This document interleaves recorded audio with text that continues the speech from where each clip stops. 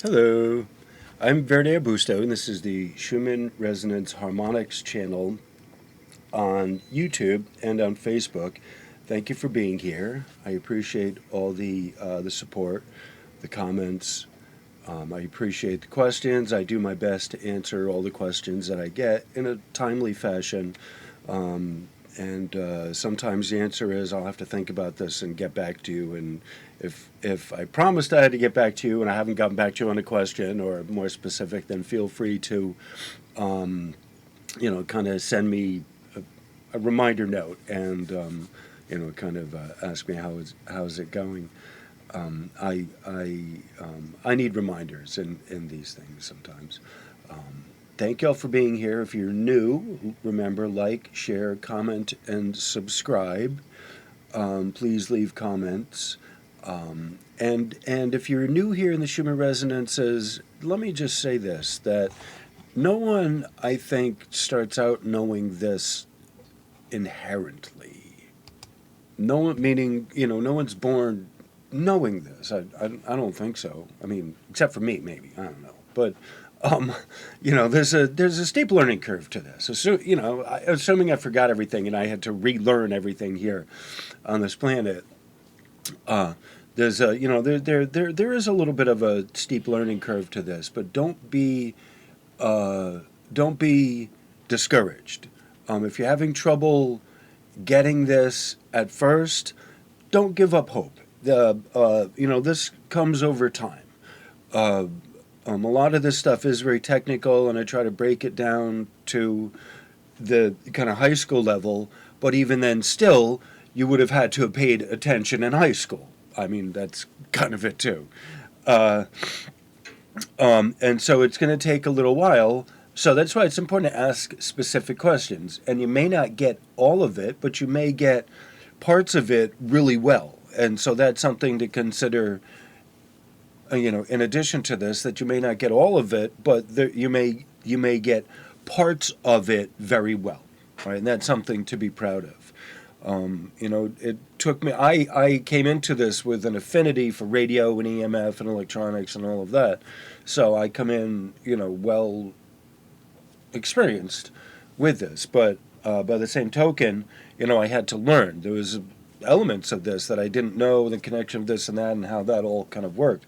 And so there's been bigger picture understanding that I needed, but this has come from me dedicating almost exclusively my spare time, whatever would pass for spare time, toward the understanding of the Schumann resonances.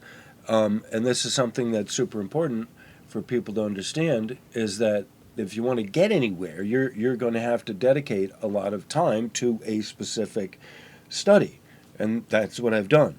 And so, by the same token, no one is testing me or challenging me. However, in the sense of really truly understanding the material, how can I present it to you in a digestible way that you understand? And that's kind of what the test is. There isn't a test that, in this, but, for me, how well do I understand the material? It's a Earth school, and we are here to learn things. And the only way that you really can know if you learn something is if you get tested on it, in my humble view. So it's not a bad thing. It's just part of what it is. Not all tests are pass-fail. Some are graded. Some are, well, you failed, but, there's not any failure to it. We just wanted to see where you are and what you know. All right, so, all righty. I'm certainly not grading anyone on this. At any rate, with that relatively quick introduction, I'm going to start the course material. Okay, I'm back. All right, so this is the third video in this series on the predictive capabilities of VLF and very low frequency and low frequency emissions in earthquake prediction. All right, so hopefully there will be a description, or there will be links in the description. I'm sorry, to the other videos, and so don't watch this one until you've seen the other ones, and then you have a good idea of what's going on at this point. That was a mouthful. We are at the point of discussing the connection of the VLF, very low frequency emissions, coming from the site of Cumiana in Italy. All right, so we're making the connection between this material here, this paper, and the earthquakes that are happening in Cumiana, and you see the wave that is developing over time.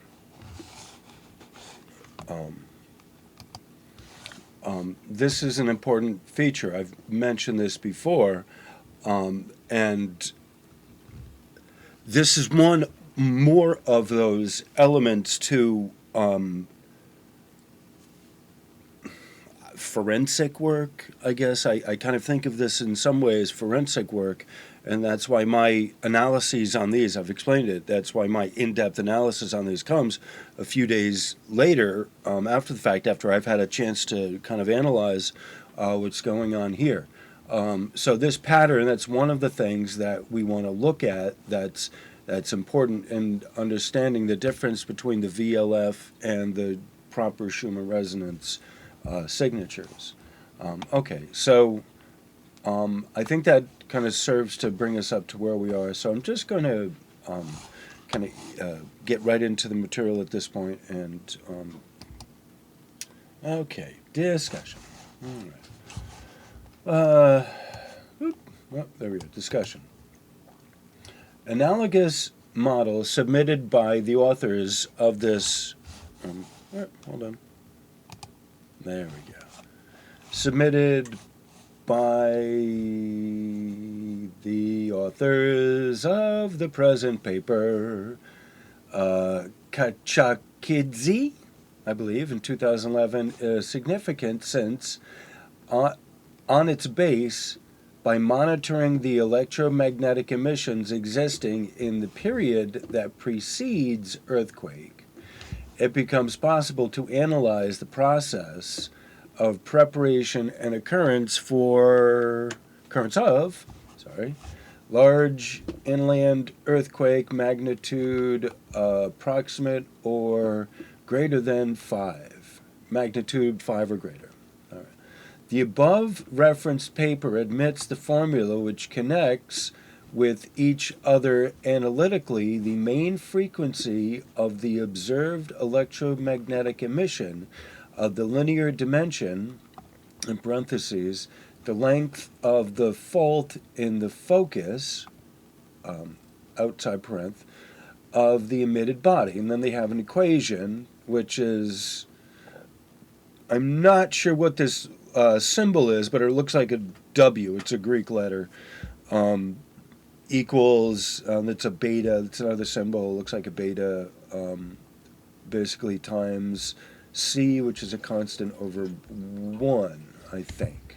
I'm not sure if I'm reading that properly, but it's an equation, and they number it 1. All right. So where B, and then this is the body, this is the body of the text here, going back, where B, and that's a beta, I'm pretty sure it's a beta, is the characteristic coefficient of geological medium, and it approximately equals to 1.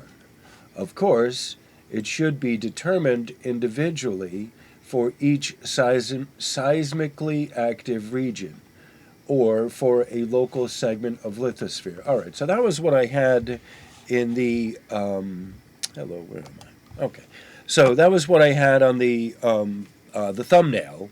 So it didn't necessarily make sense because some of it didn't come through, but you know, it's like, all right, it's close to what it was. But so if it didn't make sense when you read it, it's because it didn't come. Some of it didn't get through. But largely speaking, it kind of is like it doesn't make sense unless you understand what you're looking at. If I can humbly submit that. All right. Comparing onward and upward. Oh, hold on. There we go. Onward and upward. Comparing analogous and avalanche-like unstable models of fault formation, and this is, I can't even pronounce that name, Majakin, 75, to determine reliability rate of their conformity to real process. We rely mainly on the data of earthquake which took place in Italy, L'Aquila, on 6th April 2009, and they're giving two authors reference in there. The year is 2010. I'm not even going to try and butcher the names. I should, but you can see what I got to. Kachakhidze and Papadopoulos. 2010, either way. All right. It is known that avalanche-like unstable model of fault formation is divided into three main stages. In 75 reference, figure 1. In case large earthquakes, the first stage can go on for a dozen of months, and this is reference O'Hara in 2012. At this stage, chaotic formation of microcracks without any orientation takes place. This stage of formation of microcracks is reversible process. At this stage, not only microcracks can be formed, but also the so-called locked can occur. Cracks created at this stage will be small, some dozen or 100 meter order. Okay, so the size, because the weak foreshock sequence may occur spatially distributed within the entire seismic area. For example, such processes was developed in case of earthquake of Italy in 2009. By the end of October 2008, the seismicity entered in the state of weak foreshock sequence, which lasted up to the 26th March 2009. It is characteristic that the weak foreshock activity, which developed from the 29th of October 2009 to 26th March 2009, spatially did not concentrated around the main shock epicenter, but it was widely distributed within the seismogenic area. The period when foreshock magnitude more or less increases and the so-called moderate foreshock occurs in region is attributed to this stage 2. This stage was fixed in case of L'Aquila earthquake from 25 January 2009 to 26 March 2009, including this day, figure 2, Papadopoulos. So I don't have figures in this here. They didn't give me any, I don't know where those are, but I haven't seen any figures in this. That's Papadopoulos in 2010. Okay. Such foreshocks can be called conditionally the regional foreshocks, and that's Kachakhidze in 2003. All right, hold on. Okay, thus, on the basis of analogous model, it can be stated that having of intermittent high-value megahertz electromagnetic emission refers only to weak and moderate earthquakes, foreshocks, and it is not necessary for these foreshocks to be near the epicenter of the incoming main earthquake. The second stage of the avalanche-like unstable model of fault formation is an irreversible avalanche process of already somewhat orientated microstructures, which is accompanied by inclusion of the earlier locked sections. Based on the analogous model, we have to suppose that this stage in the emission frequency spectrum should be expressed by megahertz continuous spectrum already, although the values of electromagnetic emission frequency must gradually decrease. According to the avalanche-like unstable model, this process takes place few days, about 10 to 14 before earthquakes, which is proved clearly by material of observations, and that's Papadopoulos in 2010. According to the avalanche-like unstable model, at the very stage, gradual increase of cracks occurs up to 1 kilometer across at the expense of their uniting, to which, according to our model, from the formula 1 above, corresponds to the transmission of megahertz to kilomegahertz emissions in the electromagnetic emission frequency spectrum. If a rather large earthquake is prepared, of course, foreshock of magnitude equal to or greater than 5 is not excluded, in parentheses, as it was in case of L'Aquila earthquake, unparenth, and then they have references, Wang, 2006, Papadopoulos, 2010. Because of this, electromagnetic spectrum can have VLF and LF frequency substitutions, figure 3. And the references are from 2010 to 2011.